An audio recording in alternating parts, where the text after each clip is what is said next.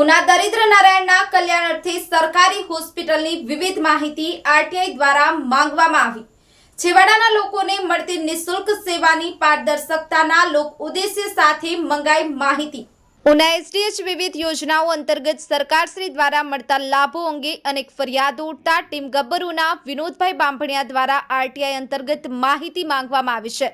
વિનોદભાઈ દ્વારા સરકારશ્રીની યોજનાઓ દરેક લોકો સુધી પહોંચે અને લોકોમાં જાગૃતતા લાવવાના પ્રયાસ રૂપે આ માહિતી માંગવામાં આવેલ છે। ઉલ્લેખનીય છે કે આરોગ્ય અંગે મળતી નિઃશુલ્ક સેવાઓ માટે વિનોદભાઈ દ્વારા અનેક પ્રયાસો કરવામાં આવી રહ્યા છે, જેની લોકમુખે પ્રશંસા થઈ રહી છે। Bureau report News nine Gujarati Una.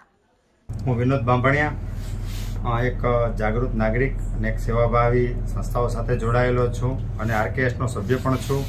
હાલમાં 31/12ના રોજ મારા દ્વારા લોક કલ્યાણ હેતુ સાથેના માધ્યમથી કે સરકારની યોજનાઓ સરકારી દવાખાનામાં જે એસડીએચ છે તેમાં લોકોને વધુમાં વધુ લાભ મળી શકે તેના જીઆર માટે અને અમુક મુદ્દાઓ માટે મારા દ્વારા ત્યાંના એસડીએચના અધ્યક્ષશ્રીને આરટીઆઈના માધ્યમથી અમુક પ્રશ્નો જે નોર્મલી છે જેને એસડીએચ દ્વારા પણ લાગુ પડતા હોય એવા સાધારણ પ્રશ્નો છે જેની મેં આરટીઆઈ કરી છે।